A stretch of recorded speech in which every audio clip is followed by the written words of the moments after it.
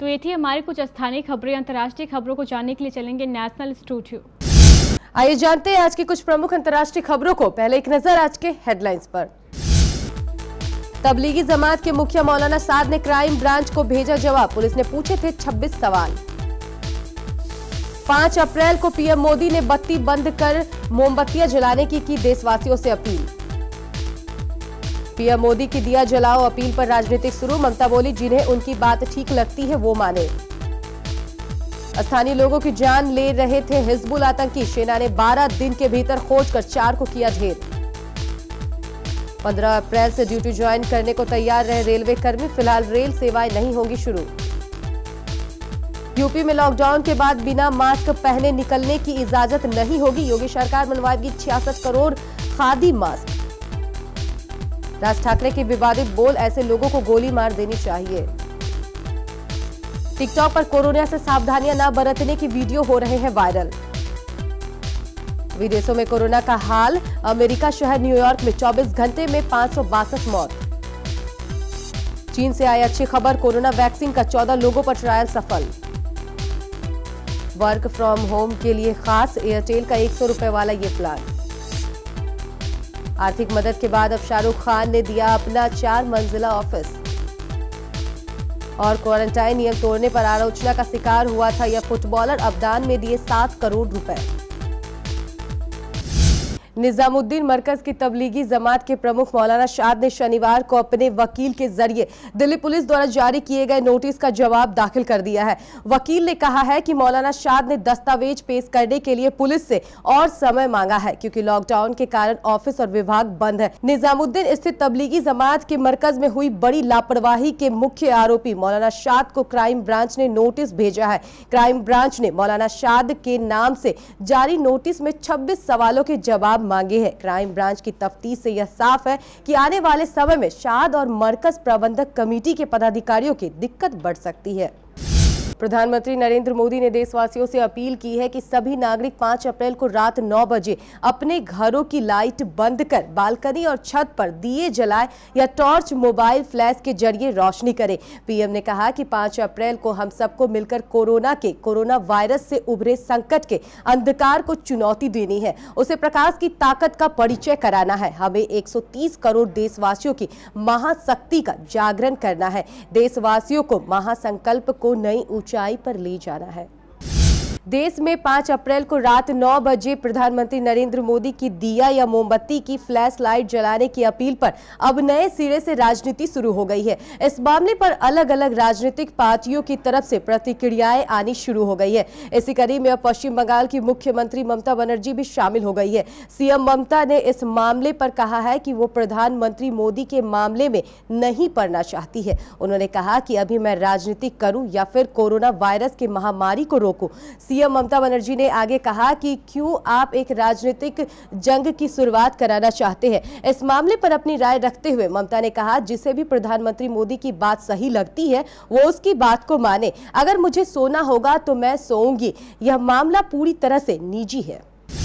जम्मू कश्मीर के कुलगाम में शनिवार सुबह ढेर किए गए 3 आतंकियों ने बीते 12 दिनों में घाटी के 4 अस्थायी नागरिकों की हत्या की थी। कश्मीर के अलग अलग स्थानों पर आम लोगों को निशाना बनाने वाले ये तीनों आतंकी हिजबुल मुजाहिदीन के थे, जिन्हें खोजने के लिए सेना और पुलिस की कई टीमों को लगाया गया था। शनिवार को इन सभी के कुलगाम के एक गाँव में छिपे होने की जानकारी के बाद ही यहाँ बड़ी तलाशी अभियान चलाई गई। कुलगाम के मंज गांव में हुई मुठभेड़ के बाद मीडिया से बात करते हुए राज्य पुलिस के अधिकारियों ने बताया कि एनकाउंटर में ढेर किए गए तीनों आतंकी हिजबुल मुजाहिदीन से जुड़े हुए थे। कोरोना वायरस के बढ़ते प्रकोप के मद्देनजर 21 दिनों के लॉकडाउन के बाद रेलवे 15 अप्रैल से सेवाएं शुरू करने की तैयारी कर रहा है। हालांकि रेलवे की ओर से इस पर कोई आधिकारिक बयान नहीं आया है। समाचार एजेंसी पीटीआई ने सूत्रों के हवाले से जानकारी दी है कि सभी रेलवे सुरक्षा कर्मियों, स्टाफ, गार्ड, टीटीई और अन्य अधिकारियों से कहा है कि वे 15 अप्रैल से अपनी ड्यूटी ज्वाइन करने के लिए तैयार हो जाए। हालांकि रेलवे ट्रेनों का परिचालन सरकार से हरी झंडी के बाद ही शुरू करेगी।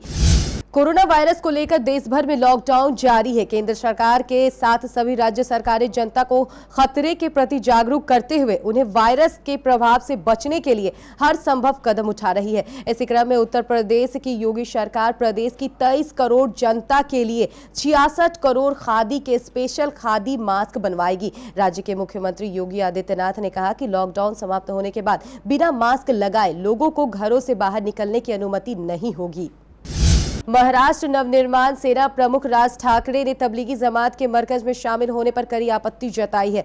शनिवार को राज ने प्रेस कॉन्फ्रेंस में कहा कि जो ऐसे समारोह में हिस्सा ले रहे हैं उन्हें गोली मार देनी चाहिए। उनके मुताबिक मरकज में शामिल होने वाले लोगों का इलाज क्यों किया जा रहा है। उन्होंने ऐसे लोगों के वीडियो जारी करने की मांग की है।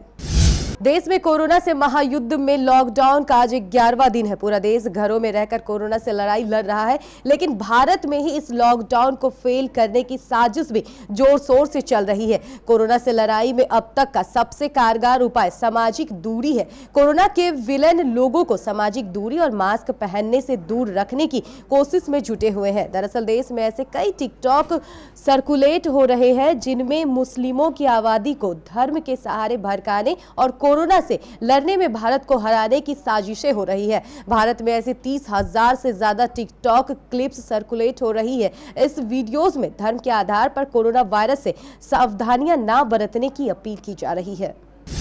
अमेरिका के न्यूयॉर्क शहर में कोरोना वायरस के चलते एक दिन में सबसे ज्यादा मौतें होने का मामला सामने आया है। न्यूयॉर्क में एक दिन में 562 लोगों की मौत हुई है। न्यूयॉर्क में कोरोना के 1 लाख से ज्यादा मामले सामने आ चुके हैं। अभी तक न्यूयॉर्क में कोरोना से 2,935 लोग मारे जा चुके हैं। वहीं पूरे अमेरिका में यह आंकड़ा 7,000 के पार पहुंच गया है। कोरोना वायरस से परेशान चीन ने 17 मार्च को कोरोना कोविड-19 के लिए बनाई गई वैक्सीन का क्लिनिकल ट्रायल शुरू कर दिया है, यानी इंसानों पर परीक्षण शुरू कर दिया है। अब इस परीक्षण में बेहद पॉजिटिव रिजल्ट भी सामने आने लगे हैं। चीन ने इस क्लिनिकल ट्रायल के लिए कुल 108 लोगों को चुना था जो वॉलंटियर आए थे। उनमें से 14 ने वैक्सीन के परीक्षण की अवधि पूरी कर ली है। 14 दिन तक क्वारंटीन में रहने के बाद अब वे अपने अपने घर भेज दिए गए हैं।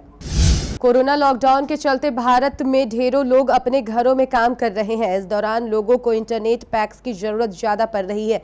इसी को ध्यान में रखकर टेलीकॉम कंपनियां अपने यूजर्स को नए नए वर्क फ्रॉम होम प्लान्स मुहैया करवा रही है। अब एयरटेल चुनिंदा पोस्टपेड ग्राहकों को अपने work from home data add on plan का टारगेट एट बैनर भेज रहा है। कंपनी के इस प्लान की कीमत 100 रुपए है, जिसमें 15 GB डेटा दिया जा रहा है। कोरोना वायरस के कहर से देश को बचाने के लिए शाहरुख खान ने राहत राशि डोनेट करने के साथ कई बड़े ऐलान किए हैं। अब शाहरुख खान ने कोरोना के खिलाफ जंग के लिए फिर एक बड़ा कदम उठाया है। शाहरुख और उनकी पत्नी गौरी खान ने अपने 4 मंजिले पर्सनल ऑफिस को क्वारंटीन केंद्र बनाने का फैसला किया है, जहां महिलाओं, बच्चों और बुजुर्ग लोगों का ध्यान रखा जाएगा। मुंबई पुलिस ने ट्वीट कर इसकी जानकारी दी। कोरोना वायरस के कारण दुनिया भर के बहुत से लोगों के जीवन पर प्रभाव पड़ा है। मुश्किल समय में ऐसे लोगों की मदद के लिए कई खिलाड़ी मदद का हाथ बढ़ा चुके हैं। इस लिस्ट में नया नाम है ब्राजील के स्टार खिलाड़ी नेमार का। खबरों के मुताबिक दुनिया के तीसरे सबसे अमीर फुटबॉलर नेमार ने अपने देश में इस खतरनाक बीमारी के खिलाफ लड़ने के लिए $10 लाख यानी 7.6 करोड़ रुपए दान में दिए हैं। आपको बता दें कि कुछ ही दिन पहले नेमार पर क्वारंटाइन नियम को तोड़ने का आरोप भी लगा था। अंतर्राष्ट्रीय खबरों के बाद स्थानीय खबरों को जानने के लिए चलेंगे प्राइम स्टूडियो।